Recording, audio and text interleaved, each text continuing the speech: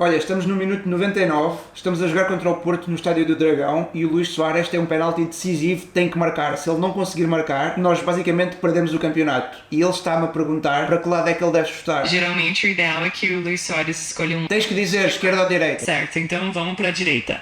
Ele chutou para a direita e falhou o penalti. E agora está a dizer que a culpa é tua. Poxa, que pena que não deu certo dessa vez. Faz parte do futebol e o importante é que a equipe continue. Espera, gol! Olha, afinal ele marcou na recarga. Desculpa, afinal está tudo bem. Bem, isto no fundo, o Porto esteve a 1 minuto de ser campeão. Obrigado ao Francisco Moura por manter isto interessante mais uns tempinhos. Se pensarem bem, se nos perguntassem há 2 semanas a quantos pontos é que achávamos que íamos estar hoje, o Sportingista mais otimista ia dizer que achava que íamos estar a 10, né? Que o Porto ganhava ao Casa Pia, perdíamos no Dragão, pronto, 10 pontos. Afinal estamos a 4. Não é assim tão mal. Obrigado ao moço do Casa Pia que fez aquele gol ao Porto e festejo à Nica. E para não dizerem que só marcamos de penalti, toma lá, gol de bola corrida. Foi na recarga.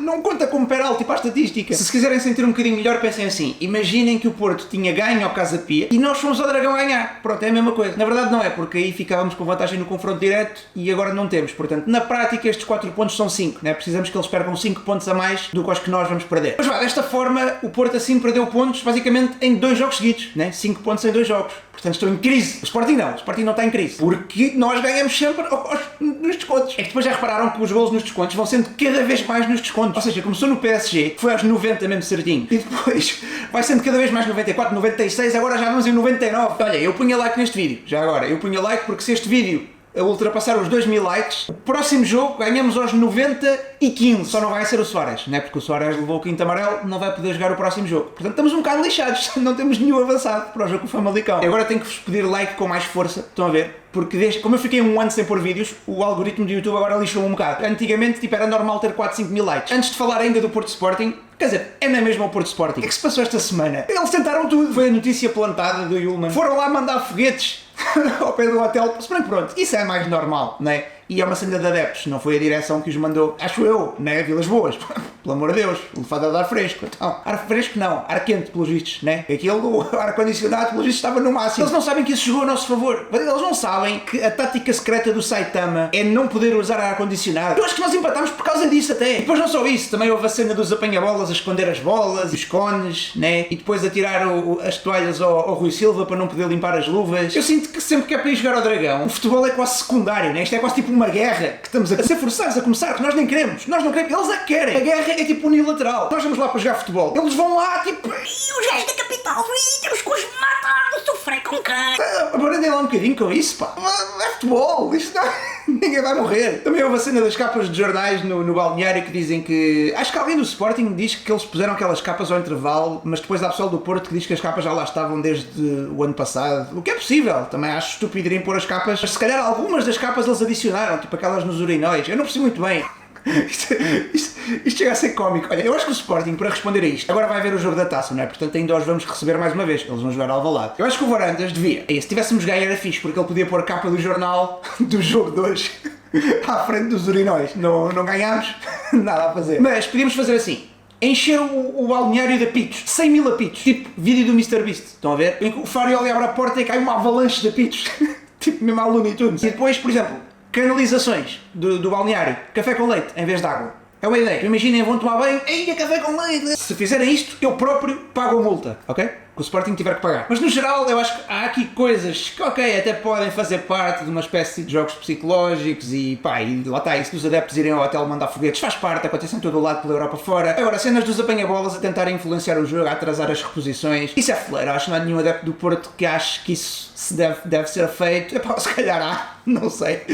É capaz de haver. Mas os adeptos decentes estão a ver este vídeo, concordam comigo, acho eu. Aliás, se o Sporting fizesse o mesmo, eu dizia o mesmo. Todo este tipo de comportamentos deve ser evitado. Agora, em relação ao jogo em si, eu acho que a sensação que me deu foi que se tivessem perguntado ao Rui Borges, antes do jogo começar, se ele assinava acabar isto já empatado, eu acho que ele dizia que sim. Eu acho que o Rui Borges aceitava logo o empate. E atenção, acho que o Farioli também. Se é nessa, eu acho que as duas equipas estavam ok com o empate. O Farioli diz na conferência de imprensa que acha que só o Porto é que merecia ter ganho. Pá, Farioli, é assim, podes admitir que não viste o jogo. A gente não levava a mal. Mas se o Porto ganhasse, se o Porto tivesse ganho, era de facto o jogo do título. E eu tinha essa opinião. Eu acho que este era o jogo do título em caso de vitória do Porto. Em caso de qualquer outro resultado, não era o jogo do título. Aliás, podemos até dizer, se o Porto for campeão, vamos imaginar, Obviamente que também estou a excluir o Benfica, mas não necessariamente, porque o Benfica agora até pode reentrar na luta. Mas vamos dizer que o Porto é campeão, ok? E que a ordem se mantém esta: Porto, Sporting, Benfica. Podemos dizer que o jogo do título foi o jogo em Alvalade. Esse jogo é que realmente fez a diferença. Se o Sporting tivesse ganho esse jogo, estava agora com 2 pontos a mais que o Porto. Estávamos à frente. O Porto tendo ganho, está o Porto 4 pontos à frente. São 6 pontos de diferença. Portanto, esse foi o real jogo do título. Na altura, se calhar, não demos tanta importância assim, mas vai saber, e se calhar foi o jogo mais importante deste campeonato. Em relação ao 11 do Porto, eu preferia que eles tivessem mantido o 11 do Casa Pia, com o Tiago Silva no 11. Não aconteceu. Apesar dele ter entrado mais à frente, substituição forçada. O Mora também entrou na segunda parte. Eu não sei qual é a cena do Farioli com o Rodrigo Mora. Para mim é um bocado óbvio que o Mora, até pode não haver tanto espaço ao meio, eu compreendo. Mais competitivo, há mais jogadores de qualidade e se calhar num jogo destes, muito físico, Yulman, Morita, talvez não fosse o ideal para o Mora no meio. Mas nas alas eu não vejo porque não. Quer dizer, eu não consigo ver nenhum jogador do Porto melhor que o Mora neste momento. Mas ainda bem, para mim ainda bem. Ainda bem não, porque lá está, o Mora entrou e o gol surgiu logo do lado dele. Apesar de 79 ressaltos, Fresneda ainda foi um dos gajos que bloqueou dois desses remates, viram? Ganda Fresneda.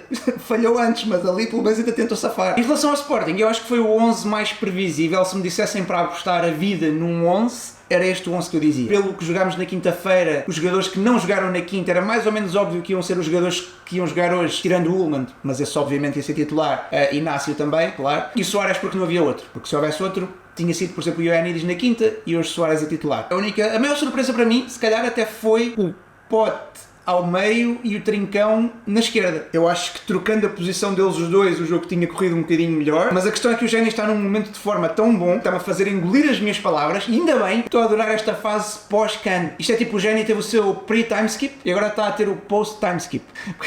Quem vê One Piece sabe do que é que eu estou a falar. Mas o Pote, eu contra mim falo, porque eu já disse várias vezes aqui em vídeos que para mim o Pote rende mais ao meio e preferia vê-lo ao meio, mas a verdade é que o Trincão é tão pior na esquerda e o Pote ainda não está num momento de forma assim tão bom que acabaram por ser 2 jogadores a menos. Eu costumo dizer isto, também não digo que o Pote não devesse ser titular, acho que o jogo destes o Pote tem que jogar, apesar de às vezes as pessoas dizerem ele anda a jogar mal, devia ir para o banco. Devia, mas também para jogar quem? Estão a ver? Ou seja, o Pote é o Pote. A qualquer momento, mesmo jogando mal, pode safar um jogo. E nós estamos um bocadinho agora reféns desse bom momento do Géni, porque em condições normais jogava o Trincão na direita. Esse foi um dos motivos que fez o Rui Borges atrasar tantas substituições. Apesar do jogo, que nós até estávamos ligeiramente por cima, até ao Porto marcar, até estávamos ligeiramente por cima no geral do jogo, que se calhar só faltava ali um push final, estão a ver? Só faltava ali estávamos a isto de começar a criar mais perigo. Quando chegávamos ao último terço faltava um drible ou faltava sair o último passe. Rui Borges, não entendeu dessa forma, a equipa também notou-se que estava muito exausta. Reparem que no gol do Porto o Yulman cai naquele lance que eu acho que não há falta, ou pelo menos não parece, se calhar até há um toque, mas acho que não é suficiente para a falta, e o Yulman cai e nem se levanta. Nós estamos basicamente em inferioridade numérica dentro da nossa própria área. Eles estão a mandar tiro ao boneco, a ganhar os ressaltos todos, acho que foram 4 no total, absurdo, nunca tinha visto 4 ressaltos assim, e sempre a voltar para os jogadores dele. E enquanto isto acontecia, reparem, se vocês virem a repetição do lance do gol, os nossos jogadores estão a voltar a passe, não há ninguém a correr a querer voltar para a área. Normalmente nestes casos o desgaste nota-se a partir dos 65, 70 minutos, quando uma equipa faz muitos jogos seguidos. E pronto, obviamente fizemos o jogo na quinta-feira, com prolongamento, muitos jogadores que não era suposto terem jogado, jogaram na quinta por causa do prolongamento, jogaram mais tempo, e acho que o Rui Borges devia ter tido um bocadinho mais de lucidez e pensar, ok, se calhar o Sporting não está mal, até se calhar mudar alguma coisa agora pode piorar a equipa, estou a falar antes do gol do Porto, obviamente, mas acho que fazia sentido ter arriscado, até porque vocês repararam, irrita-me que a partir do momento que sofremos o gol e o Trincão finalmente passou para a direita e entrou o Luís Guilherme, o nosso jogo melhorou imenso, e foi só basicamente tirar o Géni e o Pedro Gonçalves estava a ser um a menos, lá está,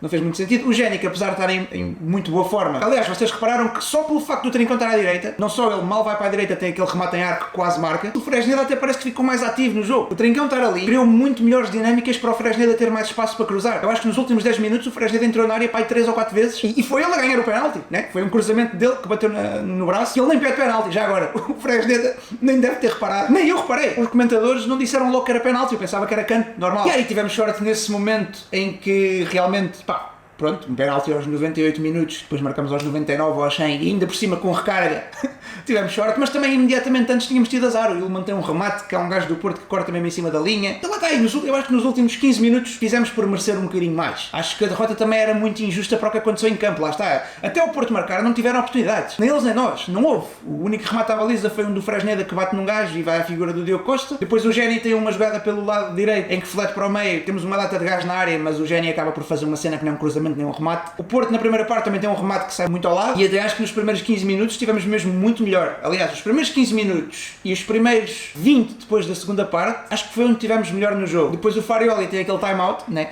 Mandou o Diogo Costa cair para ter ali uns minutinhos para falar com a equipe. Farioli, se era assim, podias ter pedido às claques para mandar logo as tochas, não era preciso, não dava tanta cana. Se querias um time-out à futsal. De resto, o Soares acho que esteve muito apagado, não foi o melhor jogo para ele, obviamente, principalmente porque os jogadores que estavam lá a jogar com ele também tiveram todos muito apagados, pode trincão. O Soares, apesar de tudo, não teve muita bola, mas também as próprias bolas que teve, ou dominava mal, ou passava mal a bola, não esteve no seu melhor. Ainda bem que marcou o penalti, né? Mas até isso, reparem que até o penalti falhou. Acho que a troca forçada do Samu pelo Denis Gol beneficiou-nos também, obviamente. Daí eu dizer que o Sporting no início da segunda parte acho que teve ainda melhor. Eu, quando o Samu fica agarrado à perna, já depois de se levantar, já depois de reentrar em campo, eu reparei que ele estava agarrado à perna e pensei, não cheira que ele volte, não voltou mesmo. Obviamente o Denis Gol acho que é muito mais fácil de marcar do que o Samu, até porque o Diomande já tinha amarelo e o Samu ali podia forçar qualquer coisa, porque o Diomande podia dar mais espaço ou ter um bocadinho mais medo de entrar à queima, e o Samu podia tirar vantagem disso, é um jogador muito mais físico. Portanto, acho que essa troca nos beneficiou, apesar de tudo. E depois foi essa a questão do Rui Borges ter o dilema nas substituições, que eu acho que atrasou demasiado. Mas eu entendo, por um lado eu entendo, se calhar ele estava com medo de piorar a equipa, percebem? Estava com medo de desequilibrar ali qualquer coisa, que o jogo, em vez de ficar ali demasiado encaixado,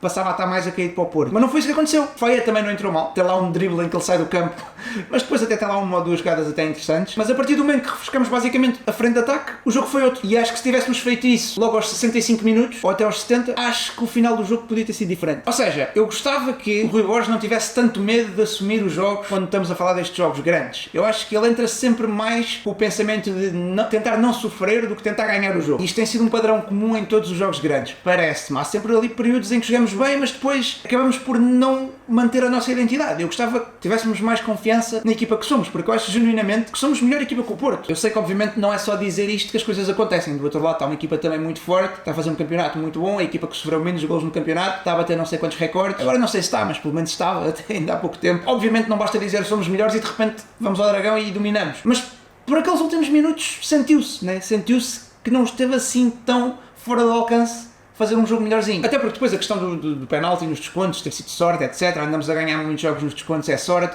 Epá, sorte também não se reflete só em golos nos descontos. Houve muitos golos desses nos descontos que vieram de jogos onde podíamos ter ganho o jogo mais cedo. O Porto teve jogos onde não ganhou nos descontos, mas também podemos dizer que teve sorte. Epá, o jogo em casa com o Braga, por exemplo, o jogo nos Açores com o Santa Clara, que é uma oferta do guarda-redes. E não se fala tanto em sorte porque se calhar não foram nos descontos, mas eu acho que é relativo. E pronto, e agora? E agora como é que é? Estamos a 4 pontos que na prática são 5.